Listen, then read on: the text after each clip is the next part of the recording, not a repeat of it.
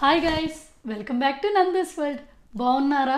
ఇవాళ episode special guest మా అత్తయ్య అనమాట. ఊరికే అత్తగారి గురించి ఎక్కువ పొగడకూడదు కదా, ఈసారి కంప్లైంట్ల మీద చేద్దాం వీడియో, ఓకేనా? సీక్రెట్స్ అండ్ కంప్లైంట్స్, అత్తా కోడళ్ళ మధ్య జరిగే ఘోరాల గురించి మాట్లాడుకుందాం. ఘోరాలు నేరాలు టైప్ అండి. రండి. మా అత్తగారిని ఖాళీగా కూర్చోబెట్టం ఎందుకని వ్లాగ్స్ షార్ట్స్లో విపరీతంగా వాడేస్తున్నాను. హాఫ్ డే మనవరాలు ఆడుకుంటూ ఉంటుంది, మిగతా హాఫ్ డే కోడలు ఆడుకుంటూ ఉంటుంది అనమాట. నేను విడిగా అత్తగారు అత్తయ్య అలా పిలిచే ఇదేమి లేదండి, డైరెక్ట్ ఆంటీ అని పిలిచేయటం అంతే. సో ఆ ఫ్లోలోనే అది వచ్చేస్తుంది. ఏదో వీడియోలో చెప్పేటప్పుడు అత్తయ్య అని చెబుతున్నాను కానీ బట్ మాట్లాడటం ఆంటీ. సరే, ఇప్పుడు ప్రస్తుతం ఇవాళ మేము చెప్పే ప్రజెంట్ స్టోరీ ఏంటంటే ఒకళ్ళ మీద ఒకళ్ళు కంప్లైంట్లు అనమాట. నా వల్ల ఆవిడ పడ్డ కష్టాలు, ఆవిడ వల్ల నేను పడ్డ కష్టాలు కదా అంటే. మా అత్తగారితో నాకు 18 ఏళ్ల ఎక్స్పీరియన్స్ అండి. బట్ మా అత్తగారికి వాళ్ళ అత్తగారితో 45 ఏళ్ల ఎక్స్పీరియన్స్. వాళ్ళ అత్తగారిని కూడా చూశారు మా అత్తగారు. అంటే 3 జనరేషన్లు అత్తగారిని చూశారు. నేను అత్తను అవటం కూడా చూస్తారు కదా అంటే. ఇప్పుడు 18 ఇయర్స్ ఎక్స్పీరియన్స్ పర్సన్ కన్నా 45 ఏళ్ల ఎక్స్పీరియన్స్ ఉన్న పర్సన్ చెప్పే మాటలు కొన్ని విన్నాక మిగతాది నా ఫ్లోలో నేను చెప్పే కంప్లైంట్లన్నీ మీకు చెప్పేస్తాను, సరేనా? ఇన్ని సంవత్సరాల నా జీవితానుభవంలో అత్తాకోడళ్ళ సంబంధం అనేది కత్తి మీద సాము లాంటిది. అది ఎలా ఉండాలంటే, కత్తితో సాము చేయటం అంటే చాలా జాగ్రత్తగా ఉండాలి. ఏమాత్రం అటు ఇటు అయినా అది తెగుతుంది. రిలేషన్ కూడా అంతే తెగిపోతుంది. రిలేషన్స్ కూడా అలాగే తెగిపోతాయి. అందుకని చాలా జాగ్రత్తగా ఒకళ్ళనొకళ్ళు అర్థం చేసుకుంటూ ఒకళ్ళ అభిప్రాయాలు ఇంకోళ్ళు గౌరవిస్తా, తప్పొప్పులు ఎతకకూడదు. అలా ఉంటే అది ఆ సంబంధం బాగుంటుంది. ఇప్పుడు మా అత్తగారు నేను ఉన్నామండి, ఇద్దరిది ఒక అభిప్రాయం కాదు, ఒక టేస్ట్ కాదు. మా ఇద్దరిది అసలు ఆపోజిట్ కదా అంటే అసలు ఒక్కటి కూడా కలవదండి. ఫుల్ ఆపోజిట్లో ఉంటాం. వండే పని కానీ, చేసే పని కానీ, వేసుకునే బట్టలు కానీ, అసలు ఏదన్నా వెళ్ళండి ఒక ఒపీనియన్ కూడా మా ఇద్దరిది మ్యాచ్ అవ్వదు. కానీ 18 ఏళ్ళ నుంచి మెయింటైన్ చేసుకొస్తున్నాం. పెళ్ళవ్వంగానే 1 డేలో అత్త కోడలను అర్థం చేసుకోవాలి, కోడలు అత్తను అర్థం చేసుకోవాలంటే జరగదు. సినిమాలో లాగా 1 minute 2 minutesలో అయ్యేది కాదండి. ఇది జర్నీ చేస్తుంటేనే అర్థం చేసుకుంటామండి. ఇది ఒక రిలేషన్కే కాదు, చాలా రిలేషన్లకు వ్యాలిడ్. కాకపోతే అత్తా కోడల రిలేషన్ అనేది ఏంటంటే ఆ ఫ్యామిలీ మొత్తం బ్రేక్ అవ్వకుండా ఉంచుద్ది. ఇప్పుడు చాలా ఉంటాయి. నావి మా అత్తగారికి నచ్చనివి చాలా ఉంటాయి, మా అత్తగారి నాకు నచ్చనివి చాలా ఉంటాయి. అది ఆవిడ, ఇది నేను, మేమిద్దరం ఒకటి కాదు కదా. నాలా ఆంటీ ఉండలేరు, ఆంటీలా నేను ఉండలేను. సో ఒకళ్ళలా ఒకళ్ళు ఉండాలని కోరుకోకుండా బ్యాలెన్స్ చేసుకుంటున్నాం. ఇప్పుడు మేము డైలీ కిచెన్లోకి వెళ్ళినా నా పద్ధతులు వేరు, ఆంటీ పద్ధతులు వేరు. ఆవిడ చెప్పగలిగే కొన్ని చెబుతారు, నాకు అది చేయగలిగితేనే నేను చేస్తున్నాను, చేయలేకపోతే చేయలేము. ఇప్పుడు నేను చెయ్యలేదని ఆవిడ దాన్ని బ్యాలెన్స్ చేసుకొని అర్థం చేసుకొని ఓకే ఇది తన అలవాటు అని వెళ్తున్నారే, అక్కడ మొదలవుద్ది అడ్జస్ట్మెంట్. పెద్దవాళ్ళని అలా చూస్తాం కదా మనం, ఆబ్వియస్గా మనం మారిపోతాం. మన కోసం పాపం వాళ్ళు అడ్జస్ట్ అయిపోతున్నారులే అని. సో ఎక్కడో ఒక చోట మొదలవుతుందండి, ఇక్కడో అక్కడో అడ్జస్ట్మెంట్ స్టార్ట్ అయిందంటే మెల్లగా రిలేషన్ మధ్య అండర్స్టాండింగ్ వస్తుంది. నందు చెప్పినట్టుగా రిలేషన్స్ మనం మెయింటైన్ చేసుకోగలిగితే ఒకళ్ళ తప్పుల్ని ఎతకడం కాకుండా మనలో ఉన్న తప్పులు ఏంటో మనం తెలుసుకోవాలి. అప్పుడు రిలేషన్షిప్ బాగుంటుంది, సంబంధాలు బాగుంటాయి, అందరితోనూ బాగుండగలం. ఒకళ్ళ గురించి ఒకళ్ళు ఎక్కువ చెప్పుకుంటున్నాం, చెడు చెప్పుకోవట్లేదు అనిపిస్తుంది కదా, చెప్తా అది కూడా. అప్పుడే అసలు కిక్కు వస్తుంది. ఒక ఎగ్జాంపుల్ చెప్తానండి, సింపుల్. ఇప్పుడు మా అత్తగారి వంట విధానం వేరు, నాది వేరు. ఫస్ట్ గొడవలు మొదలయ్యేది కిచెన్లో. ఇప్పుడు మేము స్పైస్ తక్కువ తింటాం, ఆంటీ కొంచెం స్పైస్ ఎక్కువ తింటారు. తక్కువ తింటామని ఆంటీ వాళ్ళ అలవాటు మాకు అలవాటు చేయాలి, ఎక్కువ మేము తినలేము అని వాళ్ళకి చప్పటి మేము అలవాటు చేయాలి. జస్ట్ కూరని కొంచెం కారం ఎక్కువ వేసి పక్కన పెట్టుకోవటం అది అలవాటు చేసుకున్నాం. చాలామంది ఈ విషయం గురించి ఏమంటారో తెలుసా, కిచెన్లో వండుకున్నది 2 భాగాలుగా విడదీసుకోవటం ఎందుకు అనుకుంటారు కదా. ఇప్పుడు ఒక పర్సన్కి పళ్ళెంలో పెట్టేది రోజు అలవాటైంది కాకుండా సడన్గా అలవాటు లేనిది పెడితే 1 రోజు తింటారు, 2 రోజులు తింటారండి. కొన్ని నెలలు కలిసి ఇష్టం లేనిది తినలేరు. ఉప్పు కారాలు ఎక్కువ అలవాటైన వాళ్ళు అదే తినగలరు. అదే అండర్స్టాండింగ్ లెవెల్. ఒక కూర చేసుకొని సగానికి విడదీసి వాళ్ళ సాటిస్ఫాక్షన్ కోసం వాళ్ళకి నచ్చింది, మన సాటిస్ఫాక్షన్ కోసం మనకు నచ్చింది తింటాం కదా. లైఫ్లో కూడా అంతేనండి, ఒక ఒపీనియన్కి 2 మీనింగ్స్ ఉంటాయి. సో ఎవరి మీనింగ్ వాళ్ళదే. సో ఆవిడ మీనింగ్లో ఆవిడ కన్వీనియన్స్ వేలో నేను ఉండాలనుకోవటం అన్నిసార్లు జరగదు. ఇప్పుడు నా కన్వీనియన్స్ వేలో మా అత్తగారు ఉండాలనుకుంటే ఆవిడకి జరగదు. సో అడ్జస్ట్ అవుతాం. అడ్జస్ట్ కాలేరని నేను కొంచెం కాంప్రమైజు, నేను అడ్జస్ట్ కాలేదని వాళ్ళు కాంప్రమైజ్, ఇంతే. సో పెళ్ళైన కొత్తలో మేము ఒకళ్ళనొకళ్ళని అర్థం చేసుకోవడానికి మాకు సంవత్సరాలు పట్టింది. సంవత్సరాల తర్వాత ఫ్లో ఇలా ఉంది. మొన్న ఇంతకుముందు వీడియోకి చాలామంది అడిగారు, అత్తగారు ఎదురుగా ఉండి కూడా ఇంత ర్యాపోతో ఇలా ఎలా వీడియోస్ చేసేస్తున్నారని. ఈరోజు పక్కన పెట్టుకొని మరి కంప్లైంట్ చేయటల్లా అలాంటిది అనమాట ర్యాపో. ఇంతకుముందు అడిగారు కూడా అత్తగారిని పక్కన పెట్టుకొని బ్లాగ్ చేయమని. ఇది ఇప్పుడు కాదు, 1 year ago చాలామంది అడిగారు. రీసెంట్గా ఆంటీ వచ్చారని తెలిసినాక ఎక్కువ మంది అడుగుతున్నారని ఈ వీడియో ఉపయోగపడుద్దని చేస్తున్నామండి. ఇది ప్రజెంట్ జనరేషన్కి. ఇప్పుడు మా ఇద్దరి మధ్య కొన్ని ఒపీనియన్స్ వేరుండొచ్చు, అభిప్రాయాలు కలవ్వు. అంత మాత్రాన మనస్పర్ధ ఇంత మొదలైతే రిలేషన్ బ్రేక్ చేసుకునే అంత అవసరం ఉండదు. ఇప్పుడు ప్రజెంట్ జనరేషన్ పెద్ద పెద్ద అయితే ఎలాగో బ్రోక్ అవుతున్నాయి కదా అంటే, చిన్న చిన్నాటికి కూడా బ్రోక్ అయ్యే వర్త్ కాదు. ఎవరో ఒకళ్ళు, ఇప్పుడు ఇద్దరి మధ్య తప్పు ఉంటుంది, ఇద్దరి మధ్య రైట్ ఉంటుంది. మీరు అంటారు కదా క్లాప్, 2 చేతులు కలిస్తేనే సౌండ్ వస్తుంది, చప్పట్లు అవుతాయి. లేకపోతే ఒక చెయ్యి అయితే ఏమి సౌండ్ రాదు, ఏమీ ఉండదు. మంచైనా చెడైనా, తప్పైనా ఒప్పైనా ఇద్దరి మధ్య జరుగుద్ది. ఎవరో ఒకళ్ళు ఆ టైంకి ఒక్క అడుగు వెనక్కి వేయటం, చిన్న పెద్ద అనేది తేడా లేదండి. సిచ్యువేషన్కి తగ్గట్టు అడ్జస్ట్మెంట్, ఎవరో ఒకళ్ళు తగ్గటం ఆ సిచ్యువేషన్కి. ఎండ్ ఆఫ్ ది డేకి ఇద్దరు గోల్ ఏంటి, ఫ్యామిలీ బ్రేక్ అవ్వకుండా నిలబెట్టడం అంతే. ఒకళ్ళు ఎక్కువ తక్కువ ఏం లేదు. ఇప్పుడు పెళ్ళి రాగానే కొత్త కోడలు ఇంటికి రాగానే వీళ్ళు రిసీవ్ చేసుకోవడానికి వీళ్ళకి టైం పడుతుంది అంతే కదా. ఇప్పుడు వీళ్ళు ఒకప్పుడు కోడళ్ళు అయ్యారు కాబట్టి, వాళ్ళ అత్తగారి దగ్గర తగ్గి ఉన్నారు కాబట్టి వాళ్ళకి ఆ ఎక్స్పీరియన్స్ తెలుస్తుంది. ఇప్పుడు ఏంటి, వాళ్ళందరూ కలిసి ఉన్న జనరేషన్ వల్ల వాళ్ళు ఇలా ఉండగలుగుతున్నారు. ఇప్పుడు మేము కలిసి ఉండేది ఎంత, సంవత్సరంలో 1-2 నెలలు. ఎక్కువ విడివిడి ఫ్యామిలీసే కదా అంటే, ఇప్పుడు ఇంకా తేలిక, కానీ ఇప్పుడే ఎక్కువ విడిపోతున్నారు. ప్రాబ్లం ఏంటంటే ఈగో అండ్ ఇద్దరు ఉద్యోగాలు చేసుకోవటం, ఎవరి లైఫ్ వాళ్ళు లీడ్ చేయటం అయ్యేసరికి ఇంట్లో పేరెంటింగ్. ఇప్పుడు మన పిల్లలు మన మాట వినకపోతేనే మనకు బాధ వేస్తుంది. వాళ్ళు ఏం లేదు, వాళ్ళ మాట విన్నామనే సాటిస్ఫాక్షన్ వాళ్ళకి చాలా హ్యాపీనెస్ ఇస్తుంది. ఒక ఎగ్జాంపుల్ చెప్తాను. మా అత్తగారు ఎంతన్నా చెప్పుకోండి, ఆంటీ ముందు నేను చేసేది చేస్తా, మళ్ళీ మళ్ళీ నాకు నచ్చింది చేసేస్తా. అది ఆవిడకి తెలుసు, చేస్తానో నాకు తెలుసు. అది చెప్పేటప్పుడు ఏంటంటే వాళ్ళు చెప్పింది మనం విన్నామనే సాటిస్ఫాక్షన్ ఉంటుంది చూసారా, వాళ్ళకు ఒక పీస్ ఆఫ్ మైండ్ ఉంటుంది. సేమ్ మన పిల్లలు మన మాట మన ముందు వింటే మనం ఎంత హ్యాపీ ఫీల్ అవుతాం, అదే ఎదురు తిరిగితే మనం ఎలా రియాక్ట్ అవుతాం. Simple example. ఇప్పుడు మరి నేను ఆంటీ పక్కన లేనప్పుడు నాకు నచ్చిన వేలో నేను వండుతున్నాను, ఆంటీకి తెలుసు, ఓకే, తన ఆనందం కాదంటాం ఎందుకని రివర్స్ అవ్వడం. అలా ఉండబట్టే బ్యాలెన్స్ అవుతుంది. ఇప్పుడు ఒకళ్ళ గురించి ఒకళ్ళు తెలియకేమీ ఇలా ర్యాపో లేదండి. ఇద్దరిలో పాజిటివ్స్ నెగిటివ్స్ ఇద్దరికీ తెలుసు. వీళ్ళ ఎక్స్పీరియన్స్ నా మీద ఎక్కువ ఉంటుంది. ఎందుకంటే 45 ఏళ్ళు వాళ్ళ అత్తగారితో కలిసి అంటే చాలా రిలేషన్స్ మెయింటైన్ చేశారు. వాళ్ళకి కోడలు అనే రిలేషన్ ఈజీ టు హ్యాండిల్. వాళ్ళు అలా ఉండేసరికి మనమే మారిపోతాం వాళ్ళ వల్ల. సో ఇవన్నీ అండర్స్టాండింగ్ లెవెల్ని బట్టి అండి. ఇప్పుడు మీ అత్తగారిని కూడా చూశారు కదా. అవునమ్మా. వాళ్ళిద్దరు అడ్జస్ట్మెంట్ ఇంకో రకంగా చూశారు. మా అత్తగారు వాళ్ళ అత్తగారితో ఇంకో రకంగా అడ్జస్ట్ అయ్యారు. ఇన్ని చూసినాక వాళ్ళు నెక్స్ట్ జనరేషన్కి ఏం పాస్ చేస్తున్నారు, తగ్గున్నా తప్పు లేదు, రిలేషన్ బ్రేక్ అవ్వకూడదు, సింపుల్. ఇది కోడలికి అత్తగారికి ఇద్దరికి వ్యాలిడ్ అవుతుందండి. ఎప్పుడు అత్తగారు తగ్గాల కోడలు తగ్గాల లాజిక్ ఏం లేదు. సిచ్యువేషన్ బట్టి అంతే, పరిస్థితులను బట్టి ఎవరు ఎప్పుడు తగ్గాలో అప్పుడు తగ్గుంటే ఆ బంధం గట్టిగా ఉంటుంది. నచ్చనివి నచ్చినవి అందరికి ఉంటాయండి. ఇప్పుడు నాలో నచ్చనివి లిస్ట్ అవుట్ చేయమంటే చక్కగా మేము రాసుకుంటాం. మా అత్తగారిలో నచ్చనివి ఏమంటే నేను బోల్డ్ రాస్తాను, అత్తగారిని పక్కన పెట్టుకొని నచ్చని లిస్ట్ అవుట్ చేస్తున్నానని చెబుతున్నారు. ఇప్పుడు ఈ వీడియో చూసినా మీలో కొంతమందికి ఒకటి అనిపిస్తుంది, అబ్బా చక్కగా అన్నీ సెట్ అయిపోయినాయి కదా, కూర్చొని చక్కగా ముస్తాబై ముచ్చట్లు చెప్తున్నారు అనిపిస్తుంది కదా. ఉంటుందండి, అది మనం చూసే పాయింట్ ఆఫ్ వ్యూని బట్టి. ఇప్పుడు మా ఇద్దరి మధ్య ఈ అండర్స్టాండింగ్ రావడానికి ఇన్నేళ్ల జర్నీ ఏమి ఈజీగా జరగల.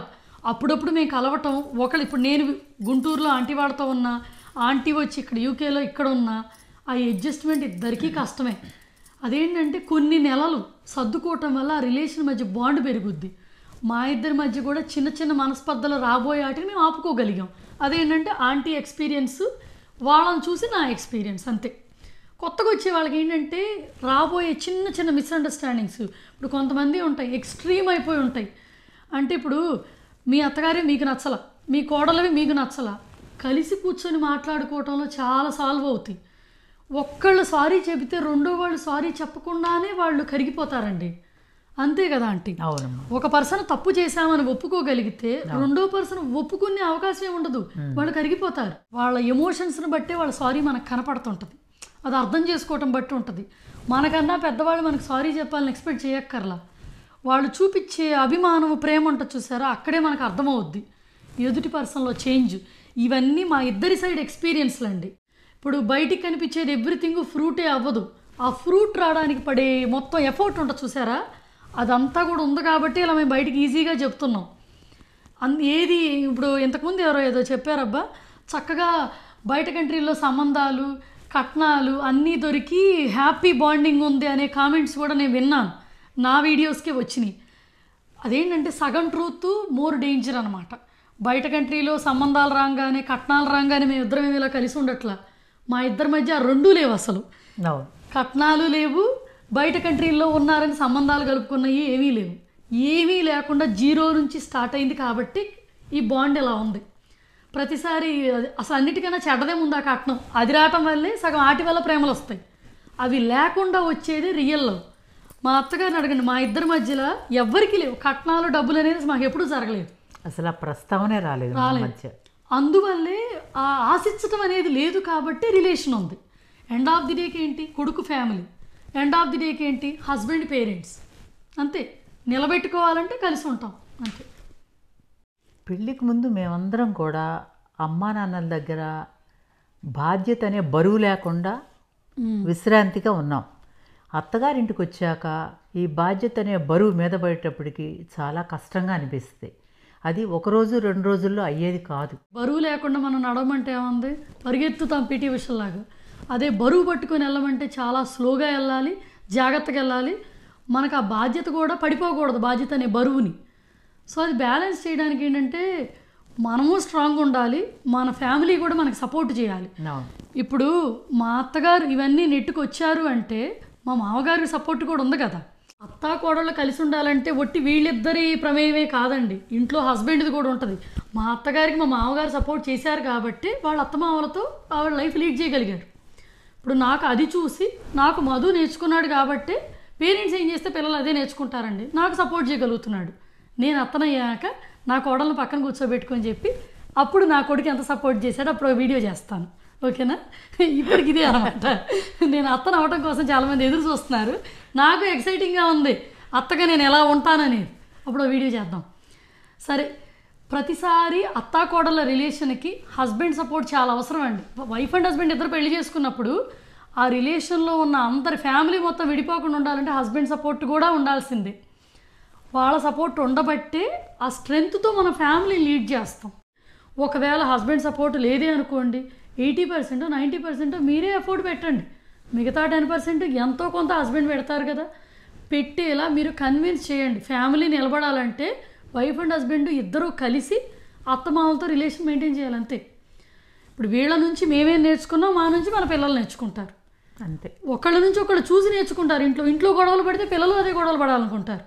సో ఇప్పుడు అత్తగారికి కోడలికి పడలేదనుకోండి, కలిసి కూర్చోండి, 1 గంట కలిసి కూర్చొని మాట్లాడుకుంటే వింటే ఇద్దరికి అండర్స్టాండింగ్ బాగుంటుంది. వినకపోతే 1 గంటే కదా, టైం వేస్ట్ అయిపోయేది.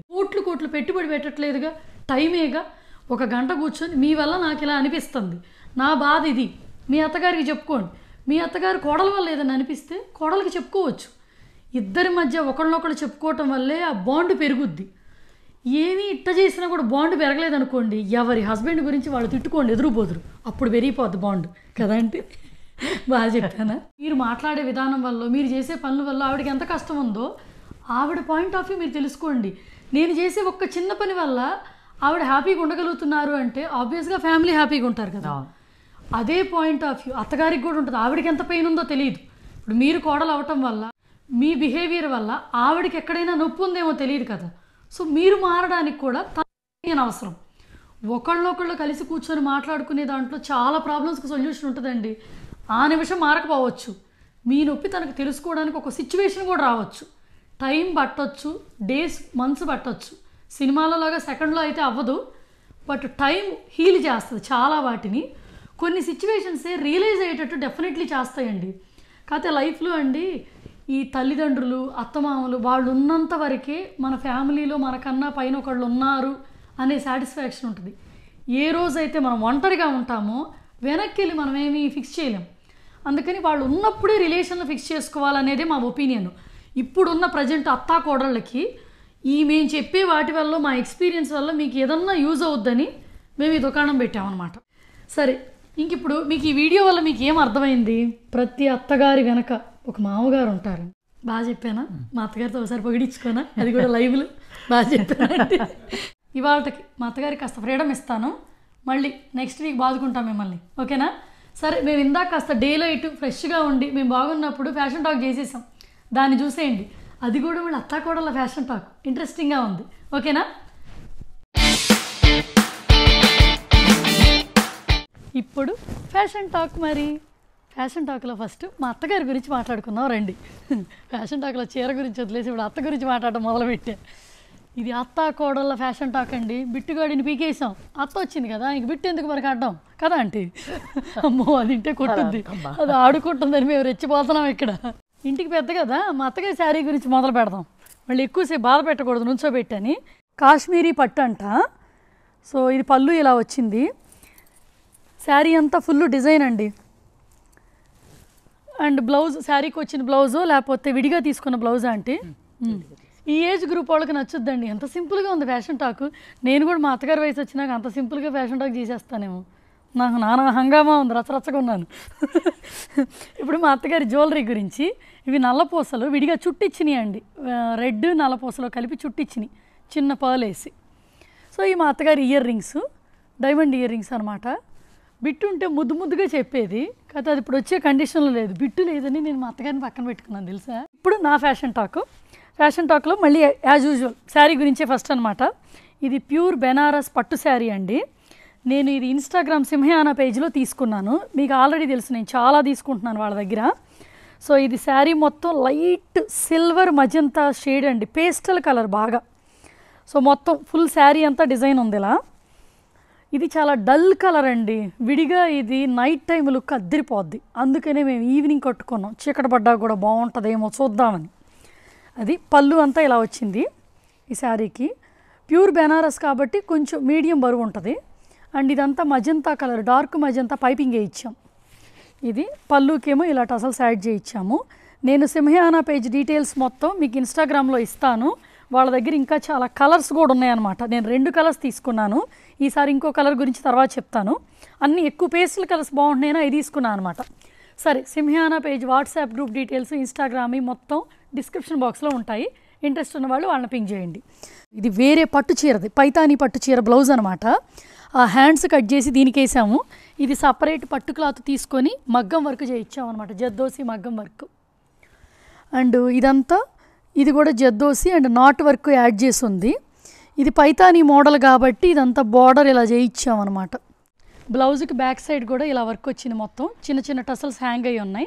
కొంచెం పట్టు చీరలకు సరిపోయే హెవీ వర్క్ అండి. ఒక బ్లౌజ్ 2-3 కన్నా మ్యాచ్ అయితేనే మనకి గిట్టుబాటు అయినట్టు ఉంటుంది, అందుకని. ఇదేంటంటే టాంజనాయిడ్స్ అండి ఇవి. నేను లాస్ట్ టైం ఇండియా ట్రిప్లో తీసుకున్నాను, ప్యూర్ టాంజనాయిడ్స్. ఇది 4 వరుసల దండ అనమాట. ఇది కొంచెం ఏంటంటే మనకి ఎక్స్పెన్సివ్ ఉన్న లుక్ చాలా బాగుంటుందండి. సో అందుకని ప్లెయిన్ తీసుకున్నా. సో దీనికి వచ్చిన ఇయర్ రింగ్స్ ఏమి ఉండవు కాబట్టి నేను సిల్వర్ ఇయర్ రింగ్స్ మ్యాచ్ చేశాను అనమాట. ఇవి విజయవాడలోనే తీసుకున్నానండి, మామూలు సిల్వర్ జ్యువెలరీ షాప్లో. సో ఇదండి జ్యువెలరీ గురించి. థ్రెడ్ బ్యాంగిల్స్ ఇంతకుముందు ఇండియా ట్రిప్లో తెచ్చుకున్నవే ఇవి. అమ్మ వీటికి స్టిక్ చేసిందనమాట, బయట ఒట్టి థ్రెడ్వి చేయించుకొని. ఇదండి మా జ్యువెలరీ గురించి. ఇప్పుడు ఎండింగ్ కంక్లూజను మా అత్తగారు చెప్పలేరు, బిట్టుగాడు లేడు, ఏం చేద్దాం. ఈ స్మైల్తో అడ్జస్ట్ అయిపోండి. సరే, ఇప్పుడు కొత్తగా మన ఛానల్ చూసిన వాళ్ళు ఏం చేయాలి? ఆ సబ్స్క్రిప్షన్ గుద్ది మంచి లైక్ కొట్టి నైస్ కామెంట్ మా ఇద్దరి దాకా అందజేయండి. ఇంకోసారి ఇంకో వీడియోలో మళ్ళీ కలుద్దాం. అప్పటిదాకా బాయ్ మరి.